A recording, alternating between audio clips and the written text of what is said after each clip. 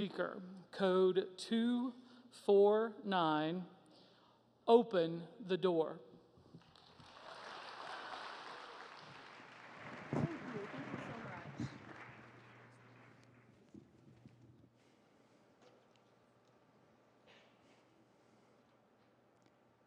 As P.T. Barnum once said, always leave them wanting more.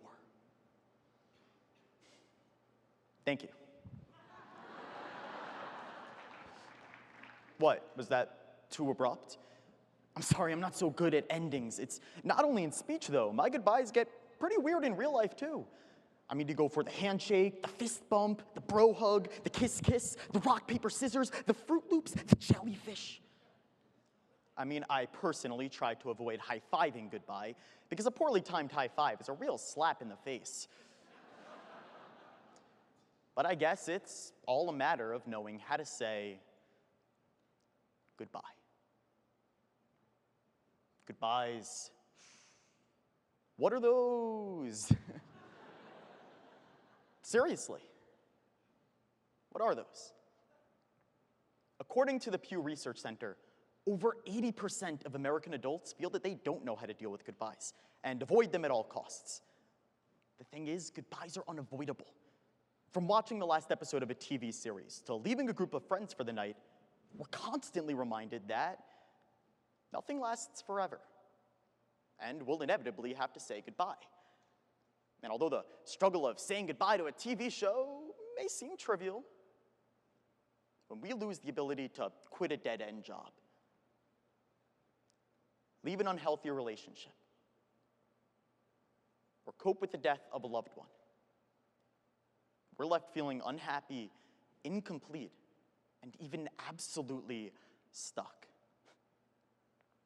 It's time we say goodbye to this age-old dilemma. We'll begin by examining the cultural origins of goodbye and how they translate into the modern era. Next, we'll explore how much we risk losing when we lack a proper goodbye. And finally, we'll find a path towards a better goodbye. You know, they say the two worst things in life are saying goodbye and recycling jokes. Thank you.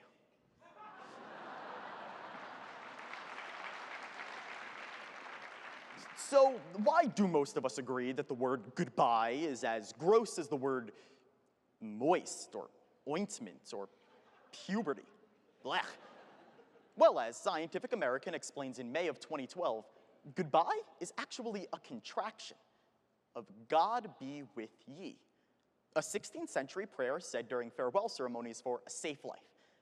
In other words, goodbye used to refer to a major change in our life course. No wonder we struggle with knowing how to say goodbye today.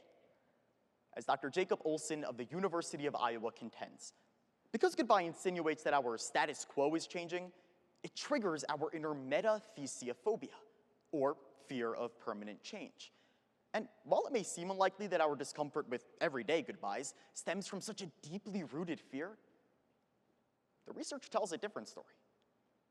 A 1999 study from MIT found major similarities between the brainwaves of average Americans leaving the office at the end of the day and those of baby chimpanzees being torn from their mother's arms. In other words, every time we say goodbye, our brains go into freak-out mode, and we don't know how to respond. Let's be honest. How many of us have stayed in never-ending text conversations for fear of being rude? Well, don't worry. There's an app for that. This app, creatively called Saying Goodbye, feeds us spontaneous excuses to end a text conversation.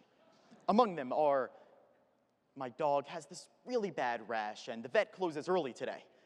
Or, my son has this really bad rash and the vet closes early today. As silly as this app is, it illustrates just how much we freak out during even the most casual goodbyes. It seems we'll do anything to avoid saying goodbye, including not saying it at all. The New York Times discusses on June 26th of 2015 a new phenomenon known as ghosting, where an individual ends a relationship by simply disappearing. cutting off all communication with their significant other. And according to a YouGov poll, over 11% of American adults have been ghosted in their lives. As one victim tells The Times, he went home to take a nap one day and said, "I'll call you." I'm still waiting. 2 years later. You see, when we don't say goodbye to one chapter of our lives, we lose the ability to move on with our lives. And we become stuck. A few years ago, I participated in a Jewish community service project known as Oratory, where community members visit homebound elderly citizens once a month. There was one woman, Anna, who I visited every month. We'd do crossword puzzles, I'd show her magic tricks, and we would just talk. She was like a grandmother to me. But one day she suddenly canceled our monthly meeting and told me to visit in a couple of days because she needed to see me. And every day I told myself I would go visit her, and every day I told myself, I'll just visit tomorrow. The thing is, tomorrow never came. 1 week later, Anna passed away, and I never got to say goodbye. I can't do the road anymore. I want to, but it's now just too hard for me starting a relationship knowing it's just gonna end soon. Our fear of goodbye is preventing us from living our lives. And I don't think there's an app for that. Don't cry because it's over. Smile because it happened. And if I had $1 for every time I heard somebody say that, I'd be making money in a very weird way. But as cliche as this saying is, it just might be our solution.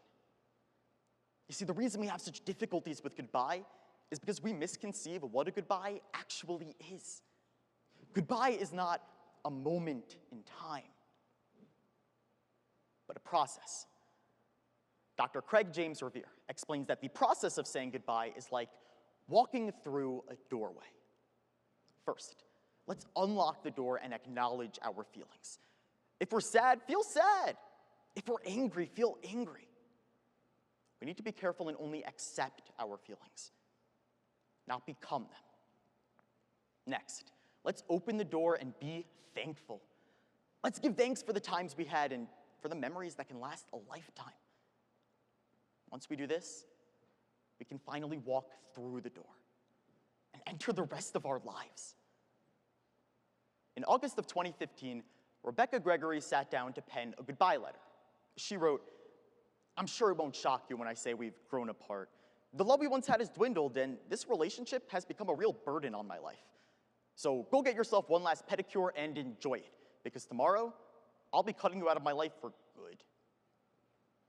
But this letter wasn't to an ex-boyfriend. It was to her leg. You see, Gregory was a victim of the Boston Marathon bombing. And while she did survive the attack, she completely lost function in her left leg. After years of anger and denial, she finally accepted that it would have to be amputated if she ever wanted to walk again. So last summer, she underwent the surgery. And this past February, 6 months after receiving her new prosthetic leg, Rebecca Gregory ran her first marathon since the bombing. After years of being stuck, she could finally both figuratively and literally walk through the door. A. Milne, author of the Winnie the Pooh series, once wrote, "How lucky I am to have something that makes saying goodbye so hard." And aren't all of us here today so lucky to have something that makes saying goodbye this hard? A few weeks ago, it dawned on me. My time in this activity is running out. 4 years, 54 tournaments, and a countless number of friends and memories later, and it's time for me to hang up the suit. And I'm scared. I'm scared because everything that happens could be the last time it ever does. My last time back to school shopping, my last snow day, my last tournament. And this is the last speech I'm ever going to give. But the lessons I've learned here will stick with me forever. From learning how to tie a tie, still kind of working on that, to learning how to change a life. I will never truly have to say goodbye to speech. And I'll probably force my kid to do this in high school anyway.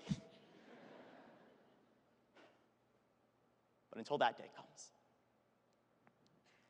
to all of you in this community that have completely shaped who I am today,